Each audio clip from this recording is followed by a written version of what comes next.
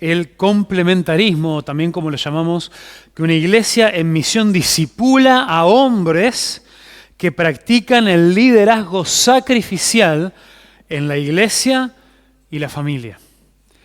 Y digo que esto es un poco incómodo porque creo que todos nosotros podemos tener dos tendencias o dos inclinaciones. O bueno, quizá ustedes no. ¿Por qué? Porque voy a asumir cosas. Capaz que soy yo. Pero puedo yo tener inclinaciones o algunas tendencias, algunos enfoques que no son totalmente bíblicos respecto a esta doctrina. Uno de ellos es, vengo de Uruguay. Capaz que una de las cosas que saben de Uruguay es que es uno de los países más liberales o más progresistas de toda América Latina, incluso, que ya de por sí es un continente bastante tirado hacia muchas de estas cosas. Entonces, vengo y pastoreo en medio de una sociedad donde el querer plantear una diferenciación en roles entre el hombre y la mujer es algo que va al choque con la cultura, y muchos de nosotros sabemos, ustedes saben también acá en Paraguay, que muchas veces va al choque incluso dentro de las iglesias. Entonces, quizá hay dos cosas a las que eso nos puede llevar. Una de esas es a sentir que es una doctrina y quizá la entendemos como algo bíblico, lo hemos visto, lo hemos aprendido, y sentimos que es una doctrina en la cual casi que tenemos que andar pidiendo disculpas. Sí, bueno, está bien, lo creemos, lo veo, lo aprendí, me lo enseñaron, lo veo en la palabra de Dios, es cierto, pero bueno, ¿qué hacer? Es como quizá una doctrina ahí media oveja negra, como bueno, sí, yo sé, está bien, yo sé que la sociedad y sé que no sé qué, pero bueno, viste que la palabra de Dios enseña, y lo tratamos como una especie como con timidez. Como que, bueno, ¿qué tanto más fácil nos serían las cosas si Dios hubiera decidido que esto no funcionara así? Otra tendencia quizás de opuesta, quizás llevando el péndulo hacia el otro lado, quizás es sí una convicción teológica firme que nosotros tenemos, que lo entendemos en la palabra de Dios, pero que en la práctica a veces nos sirve más como un diferenciador. Como decir, bueno, esta es una de esas doctrinas que nos ayudan a ver y a entender quiénes son los que tienen una buena y una sana doctrina, una doctrina bíblica.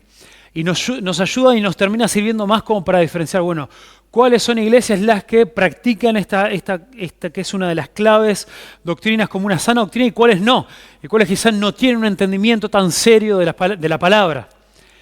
Y como que ahí terminan estando nuestras tensiones o la forma en la que a veces terminamos entendiendo y viendo cómo nos afecta esta enseñanza de la palabra de Dios. Y un poco lo que quiero que nosotros veamos, en parte al ver la utilidad y la razón por la cual es algo bueno que Dios haya establecido esta diferencia de roles entre el hombre y la mujer, y lo bueno que es para una iglesia que se dedica a discipular hombres que practiquen el liderazgo sacrificial, tanto en la iglesia como en la familia. Entonces, quizá podría resumir lo que quiero que veamos hoy, que podamos concentrarnos en ver y entender que el complementarismo es una doctrina hermosa, y razones por las cuales es una doctrina hermosa de la cual no tenemos que sentirnos ni avergonzados, y que es una doctrina hermosa con implicaciones prácticas por las cuales es mucho más que simplemente un diferenciador entre quienes entendemos que tiene una doctrina y una enseñanza bíblica y quienes no. Es mucho más que eso.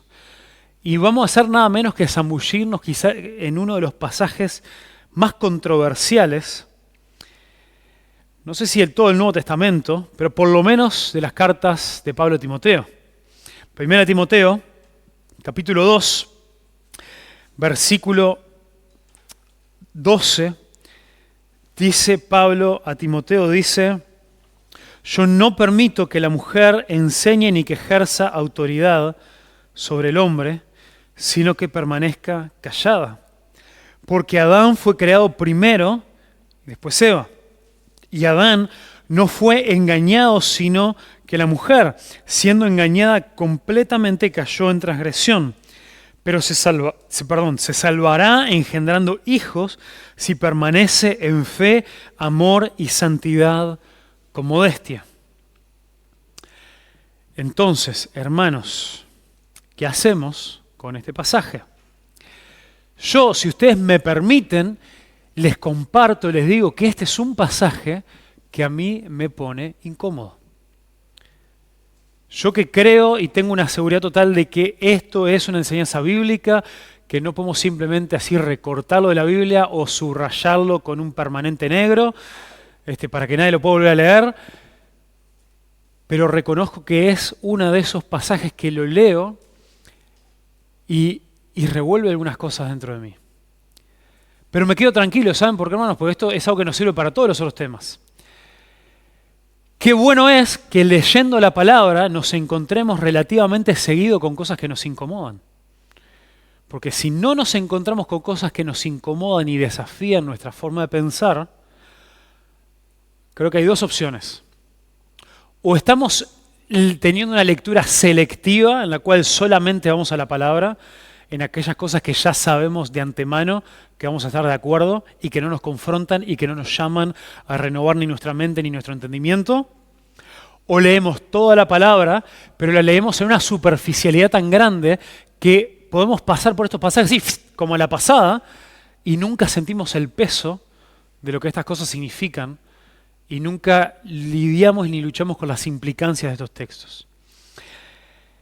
Entonces, habrá un momento y un lugar, quizá ya lo han tenido, si en un momento en la iglesia ya han estudiado las cartas a Timoteo, primera de Timoteo, para meternos en el detalle del versículo tanto 11 como el 15. Dos versículos bien donde podremos escarbar y pasar mucho tiempo, pero este no es mi énfasis. Mi énfasis es que frente a este pasaje, uno de los principales, de los cuales también recibimos este entendimiento de lo que llamamos y resumimos con esta palabra del complementarismo, de que el hombre tiene un rol particular para cumplir de liderazgo sacrificial en la iglesia y la familia. Hay algo que sí podemos aplicar como un principio exegético de los principales y básicos. Una de las cosas que siempre hablamos al hablar de hermenéutica es que las partes más claras de un texto nos ayudan a iluminar, las partes más confusas son menos claras, son más oscuras, según como le queramos decir, ¿no? Y hay una cosa que sí está clara. Cuando vemos las diferentes explicaciones que personas, o a veces egalitarianos, o según como queramos traducir esa palabra, pero los que entienden que no, que el hombre y la mujer son exactamente iguales y tienen exactamente los mismos roles, llegan a este pasaje y una de las primeras cosas que se dice, uno de los primeros argumentos que se plantea, ¿cuál es? El argumento cultural. ¿No? Dice, no, lo que pasa es que Pablo estaba lidiando y Timoteo están lidiando ahí porque unas mujeres que no sé qué. Y el problema es... ¿Cuál es el mayor problema de ese argumento cultural? El texto. El texto es el mayor problema con ese argumento cultural. ¿Por qué? Porque Pablo no hace ninguna referencia externa a la situación ni de la iglesia, ni de la cultura, ni de la ciudad de Éfeso, de nada. Él hace una referencia directa. Es más, gramaticalmente, luego de decir, no permito que la mujer enseñe ni ejerza autoridad sobre el hombre, sino que permanezca callada, dice porque... Y lleva esto a el relato de la creación. Nos lanza con una flecha, nos pone una flecha así luminosa, ¿sí? que flashea diciendo vayamos al orden de la creación. Entonces, la primera razón por la cual quiero que consideremos que el complementarismo es una doctrina hermosa, porque nos lleva a mirar el orden de Dios en un mundo de desorden. El problema con nuestro mundo es que se maneja de una manera en la cual el gran desorden y el caos que el pecado ha traído a nuestro mundo, muchas veces nosotros lo naturalizamos, nos hemos desensibilizado a cómo nuestro mundo funciona, a las premisas que plantea, a los axiomas que ha dado por obvios. Nos dejamos de cuestionar las cosas y nos olvidamos de cuál fue el orden que Dios estableció y nos parece raro las cosas que Dios planteó del origen, incluso antes del pecado. Ni siquiera podremos decir que esto es una consecuencia del pecado. Porque Pablo incluso en este texto comienza diciendo que Adán fue creado primero. Después en el 14 hay una conexión con la caída, pero en el versículo 13 no. Entonces, el complementarismo es una doctrina hermosa porque nos lleva a mirar el orden de Dios en un mundo que vive en desorden. Y nos lleva también a confiar, pero ya vamos a hablar un poquito más de eso, en el orden de Dios. Entonces veamos qué más hay, ya que Pablo nos pone un cartel luminoso que dice, miremos a la creación, miremos al orden que Dios estableció del comienzo. Vamos juntos a mirar algunas cosas que podemos observar en Génesis. Entonces, en Génesis 1:27, en la creación del hombre, nos dice, Dios creó pues al hombre a imagen suya, a imagen de Dios, lo creó, varón y hembra, los creó. Entonces, hay una cosa que en el relato de la creación es clara. Tanto hombre como mujer fueron creados a imagen de Dios. Fueron creados para reflejar y para mostrar la imagen del mismo Dios. Fueron creados para ser representantes de Dios. Después, si nosotros miramos el versículo que siguiente, el versículo 28, donde Dios también da la misión, ese primer bendición y medio mandamiento que Dios le da al hombre y la mujer, de fructificados y multiplicar y llenar la tierra, gobiernen sobre ella. Vemos cómo la forma en la que el hombre y la mujer van a ser imagen de Dios tiene que ver con este mandato cultural de llenar la tierra y de gobernar sobre la creación de Dios. Por lo cual, también el complementarismo, vemos que es una doctrina hermosa porque dignifica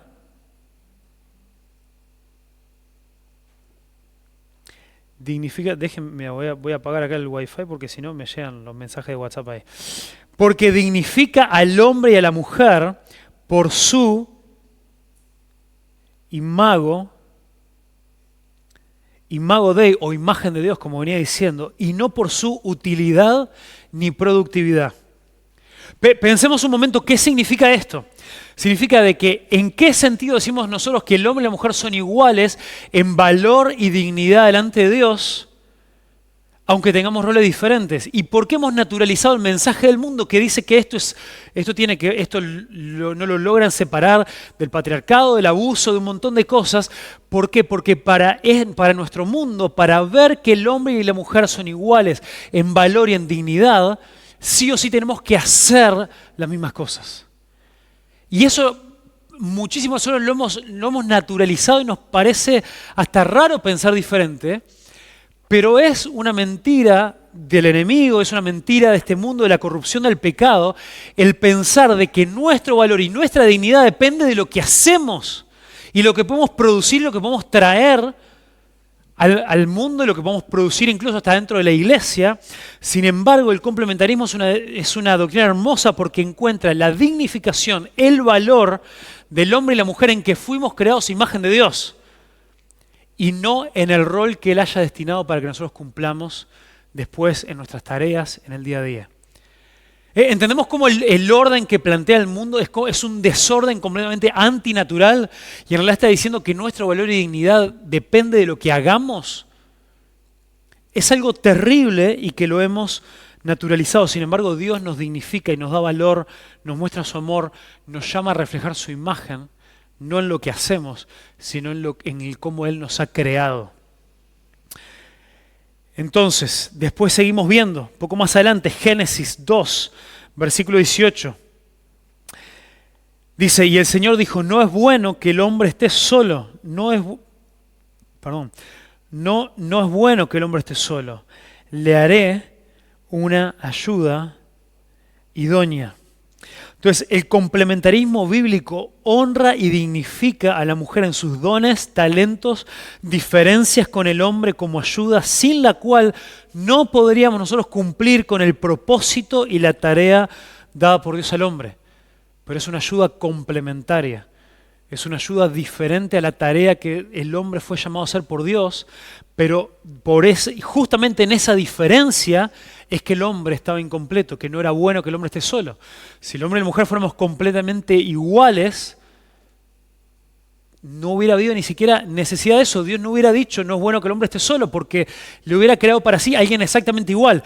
Pensemos en esto que es, hagamos un ejercicio de pensamiento. Dios sabía en su soberana voluntad, Dios ya tenía planificado crear a la mujer. Sí. Dios sabía que que no iba a ser bueno que el hombre esté solo. ¿Sabía Dios que de la forma en la que Él eligió diseñar al hombre, le iba a ser necesaria esta ayuda idónea? Sí. Ahora, si nosotros de vuelta, si nosotros en nuestro pensamiento tendemos a ser pragmáticos, naturalmente tendemos a ser pragmáticos, bueno, yo ya sé esto, vamos a hacerlo todo juntos. Dios, sabiendo que iba a crear a la mujer, que el hombre iba a necesitar a la mujer, que iba a ser una ayuda idónea para el hombre, decidió soberanamente crear al hombre primero y dejarlo por un periodo de tiempo, no sabemos cuánto tiempo fue, pero por un periodo de tiempo decidió dejarlo solo, para que se sienta la necesidad, para hacerla evidente, para que nos quede registrado en este relato de Génesis, que no era bueno que el hombre estuviera solo. Entonces la palabra esta de ayuda, la ayuda idónea, no es una ayuda peyorativa, no es una ayuda como alguien que viene como una especie de secretario, ¿no? Alguien que está ahí, Adán, haciendo todo lo necesario. Bueno, está bien, le vamos a dar una ayuda para que tenga la mujer y que no se aburra, o que el hombre le delegue las cosas que el hombre no quiere hacer. Ese no es el sentido de una ayuda idónea. Es la misma palabra hebrea eser, que se usa principalmente en el resto del Antiguo Testamento para describir el socorro o la ayuda que solamente Dios le ofrece a su pueblo cuando su pueblo está en necesidad y necesitado de la ayuda y del socorro de Dios. Vemos, por ejemplo, algunos ejemplos. Éxodo 18:4. Y el nombre del otro Eliezer, porque dijo: el Dios de mi padre me ayudó y me libró de la espada de Faraón. Esa palabra ayudó es la misma de ayuda idónea de la mujer. Deuteronomio 33:7. Y esta es la bendición de Judá. Dijo además: oye, oh Jehová, la voz de Judá, y tráele a su pueblo. Sus manos le basten, y tú seas su ayuda contra sus enemigos. Salmo 33:20. Nuestra alma espera en Jehová, nuestra ayuda y nuestro escudo es Él. Salmo 75. Yo estoy afligido y menesteroso. Apresúrate a mí, oh Dios, ayuda mía. Mi libertador eres tú, Jehová, no te detengas. Constantemente, una y otra vez, vemos que esta misma palabra por la cual Dios dijo que el hombre necesitaba una ayuda idónea, que le iba a ser una ayuda idónea, es una ayuda realmente que después la misma palabra es usada una y otra vez para referirse a esta ayuda completamente necesaria, en la cual el pueblo no podía seguir sin esa ayuda y socorro de parte de Dios. Entonces, el complementarismo bíblico de vuelta no minimiza ni descuida la ayuda que Dios le ha provisto al hombre en la familia y en la iglesia, pero sí entiende la diferencia de roles que hay y sigue este orden establecido por Dios. Miremos lo que dice entonces en Génesis 3, avanzando en estos pasajes que nos muestran el orden de la creación. Y ahora también las consecuencias del pecado. Después en el versículo 14 Pablo hace referencia ahí sí a la caída, no solamente a lo que pasó en el orden de la creación, pero también a las consecuencias de la caída. Y dice en el Génesis 3, versículo 8 al 12, dice: y el Señor Dios llamó al hombre y le dijo: ¿dónde estás? Y él respondió: te oí en el huerto y tuve miedo porque estaba desnudo y me escondí. Y Dios le dijo: ¿quién te ha hecho saber que estabas desnudo? ¿Has comido del árbol del cual te mandé que no comieras? Y el hombre respondió: la mujer que tú me diste por compañera me dio del árbol y yo comí. Entonces, hermanos, el complementarismo es una doctrina hermosa porque desafía al hombre a tomar responsabilidad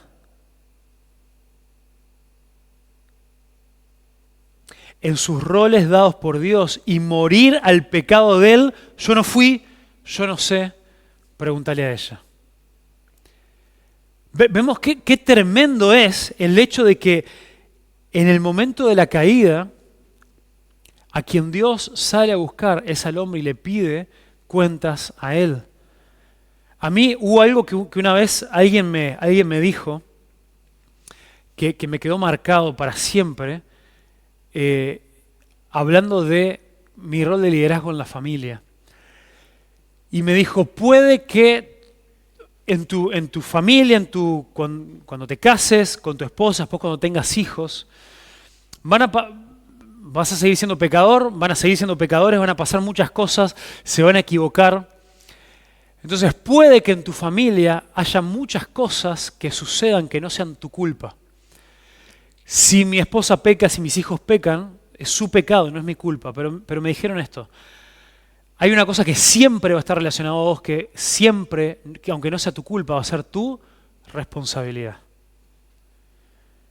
Entonces, las cosas que pasan dentro de mi hogar y ahora también en el liderazgo de la iglesia, quizás no todo lo que pase ahí sea mi culpa, porque la culpa tiene que ver, bueno, quién fue el causante, quién fue el que tomó la iniciativa, de dónde surgió ese pecado. Pero sí el hombre es desafiado a tomar responsabilidad por lo que sucede en la familia y en la iglesia. Y entonces, a morir a este pecado que tanto nos ha quedado como tendencia a los hombres, como esa tendencia natural cuando nos dejamos llevar por la corriente, de volver a nuestro viejo padre Adán, a nuestro primer padre Adán y decir, yo no fui, yo no sé, pregúntale a ella.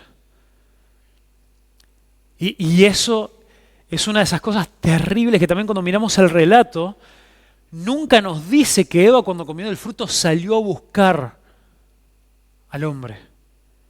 Dice que tomó el fruto y le dio al hombre. Casi que nos pinta una imagen, un relato, si bien es breve, pero nos pinta la imagen de que Adán estaba siendo un participante pasivo del momento de la tentación de la mujer y él no actuó como tenía que actuar, no enseñó como tenía que enseñar. Cuando nosotros vemos el pasaje donde Dios da el mandamiento que le dice, coman de todo árbol que he plantado en el huerto, más el árbol del conocimiento del bien y del mal, no coman. Vemos que esto sucede antes, en el relato bíblico de Génesis 2, vemos que esto sucede antes de que la mujer fuera creada. Lo cual por lógica nosotros entendemos de que la mujer sabía de este mandamiento de parte de Dios porque había sido Adán quien había tenido que enseñarle la palabra de Dios. Entonces Adán tenía también responsabilidad de enseñar y afirmar a su esposa en la palabra de Dios. Sin embargo, lo hizo de una manera pasiva, de una manera en la cual cuando apareció la serpiente y la tentó y torció las palabras de Dios, Adán no estaba ahí para corregir, no estaba ahí para enseñar, no estaba ahí para proteger a su familia, a su esposa de ser atacada por la serpiente. Entonces el complementarismo es una doctrina hermosa porque desafía al hombre que suele tener la tendencia de huir de la responsabilidad. Decir yo no fui, decir yo no sé, decir que se encargue ella, decir preguntarle a ella y decirle asumí tu rol de responsabilidad para luchar por tu familia, para luchar por tu iglesia, para hacer florecer aquello que Dios te ha entregado en tus manos, para que esto crezca. Entonces también como consecuencia vemos que el complementarismo es una doctrina hermosa porque descansa en la soberanía de Dios y no en cálculos humanos sobre habilidades, conocimiento y productividad. Bueno, la doctrina del complementarismo jamás habla de que el hombre y la mujer tienen dones o capacidades diferentes. Porque ahí es donde muchas personas son tentadas a traicionar una verdad y una enseñanza bíblica y teológica por el pragmatismo. El pragmatismo que dice, no, pero si mirá la habilidad que tiene para liderar, mirá la habilidad que tiene para hablar en público, mirá la habilidad que tiene para esto, para aquello, lo otro, mirá la iniciativa que toma. Entonces, si Dios puso eso en ella, ¿cómo no va a querer Dios también que levantemos, que nombremos pastoras, que entreguemos el púlpito a mujeres? Bueno, ese es el tema. Nadie, o por lo menos debería corregir, nadie que enseñe la doctrina del complementarismo de una manera bíblica, quizás haya gente que sí lo diga y ahí estarían equivocados, nadie puede decir bíblicamente que Dios estableció el complementarismo o el rol de liderazgo masculino en la iglesia y la familia porque Dios nos haya creado con diferente tipo de habilidades o con capacidades diferentes. Todos los hombres que somos honestos, reconocemos que muchas cosas de nuestras esposas a veces son más habilidosas que nosotros. Algunos de nosotros tenemos mujeres que le ha ido mucho mejor a veces en el área académica, que a veces tienen facilidades que a veces nosotros no tenemos. Pero ese es el tema, cuando nosotros cedemos frente a esas cosas, lo que estamos haciendo es pragmáticos y no estamos confiando en la soberanía de Dios y estamos queriendo apoyarnos en cálculos humanos sobre qué puede funcionar mejor, qué nos puede servir más, en vez de volver a ese orden de la creación. Entonces también el complementarismo es una doctrina hermosa porque nos lleva a un liderazgo de servicio sacrificial, no de dominio ni señorío.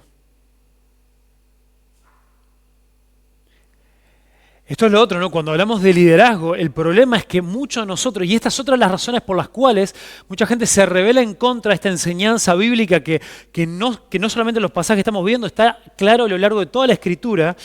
¿Por qué? Porque creemos que el liderazgo tiene que ver con esto. Tiene que ver con una posición por encima de. Tiene que ver con una posición de privilegio por encima de, con una posición donde se va a poder ejercer el dominio, el señorío. Y parece que nunca hubiéramos leído a nuestro mismo Señor Jesús confrontando a los discípulos, diciéndoles: si alguno de ustedes quiere ser el primero, que sea el último. El que quiere ser el primero entre ustedes tiene que ser el que más sirva, el que más se humille, el que más se entregue, el que entienda que él que no vino para ser servido, sino para servir, como lo hizo, fue amando y amando hasta el final, entregando su vida en sacrificio. Y de la misma manera, el hecho de que Él nos otorgó a los hombres el rol del liderazgo en la iglesia y en la familia es un llamado a morir y a entregar nuestra vida en sacrificio, en amor por nuestras iglesias y nuestras familias. Entonces, cuando vamos a Mateo, es uno de estos pasajes en los que Jesús confronta a los discípulos.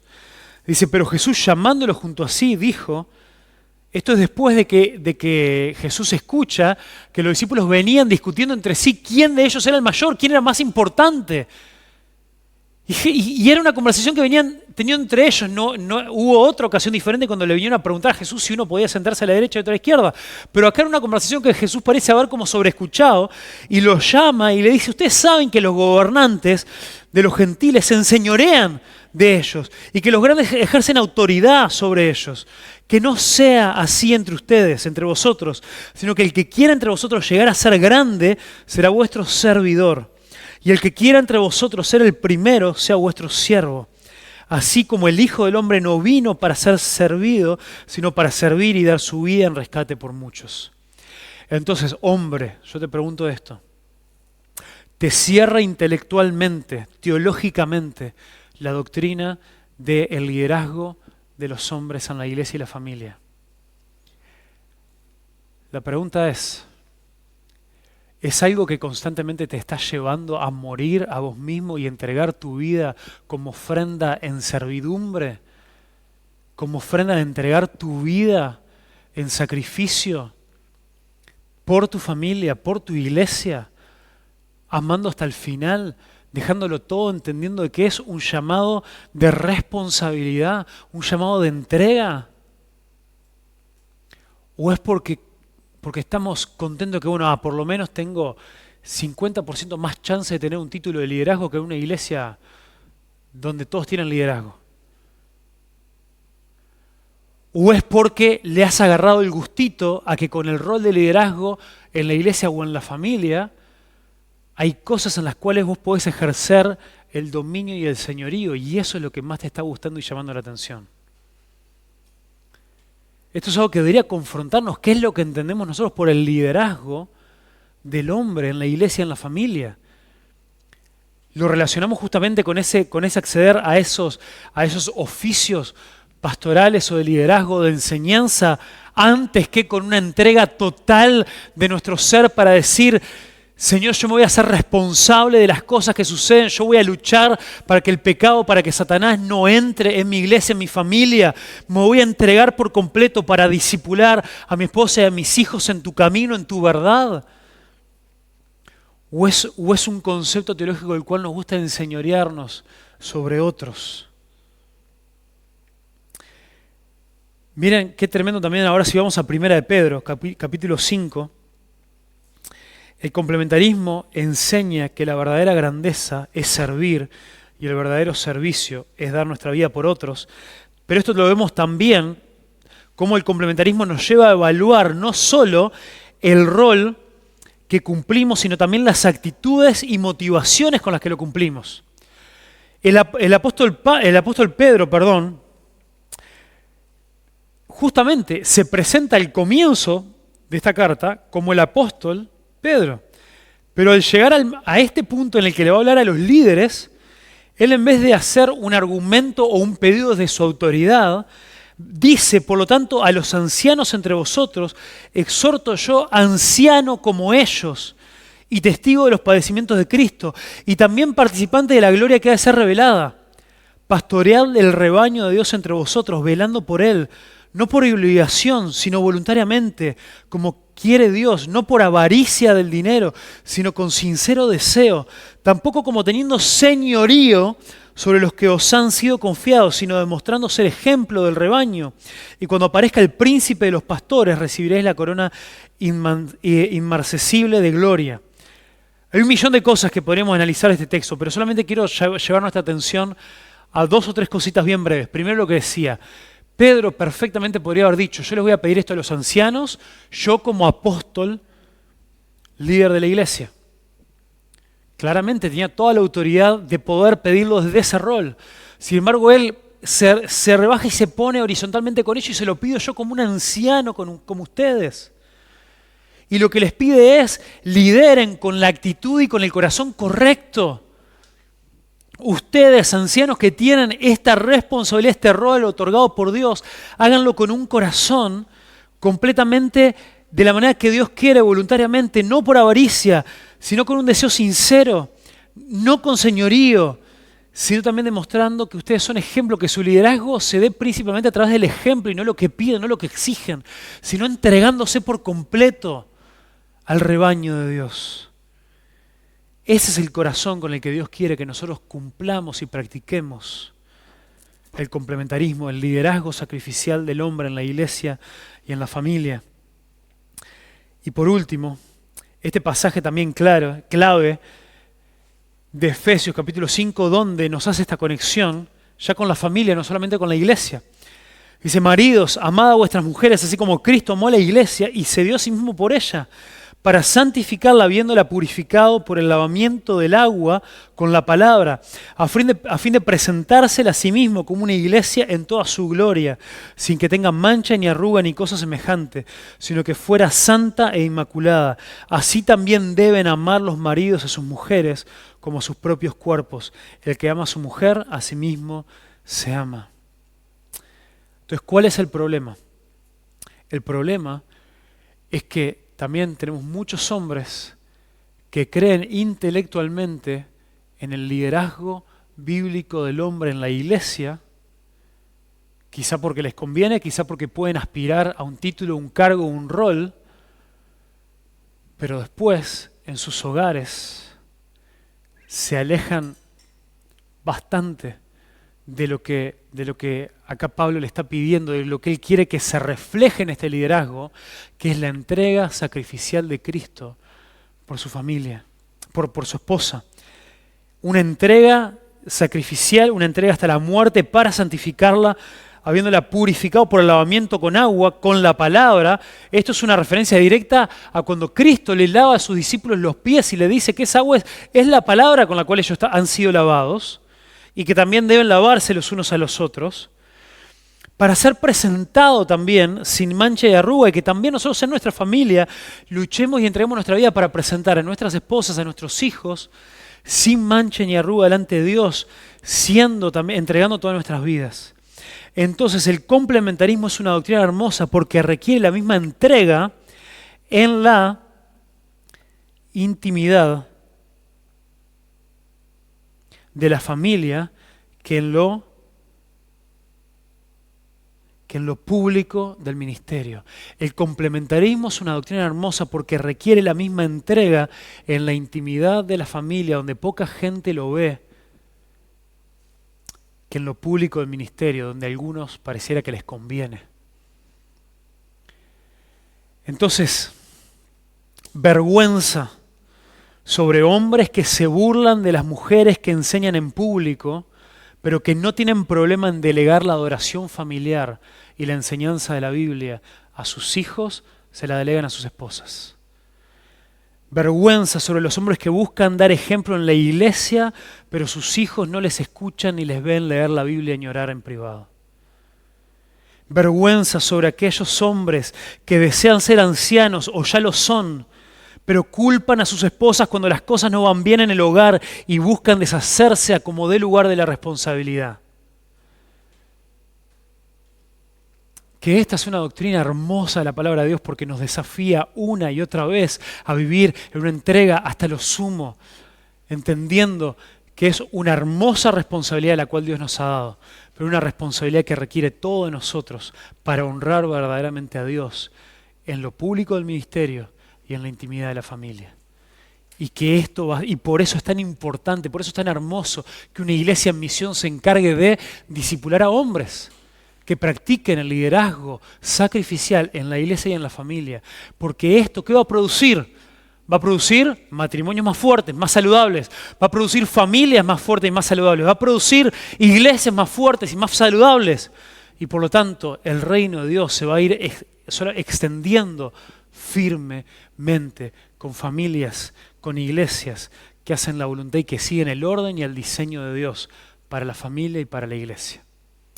Padre, te agradecemos, Señor, por tu palabra y te pido que nos confrontes, Señor, con aquellas áreas, Señor, en nuestra vida, en nuestro corazón, en las cuales quizá hemos creído en esta enseñanza, pero no la practicamos, en la cual es una convicción intelectual, pero en la práctica seguimos escapando de la responsabilidad. Nos seguimos preguntando cómo figurar, nos seguimos preguntando cómo mostrarnos más importantes, o seguimos hasta buscando formas de escaparle a la responsabilidad que tú nos has dado. Te pido, Señor, que tú nos humilles y nos enseñes que el verdadero liderazgo es servicio y el verdadero servicio es entregar la vida, y que nos lleves a amar el liderazgo porque amamos entregar nuestra vida en sacrificio por nuestra familia y por nuestras iglesias para gloria de tu nombre. Amén.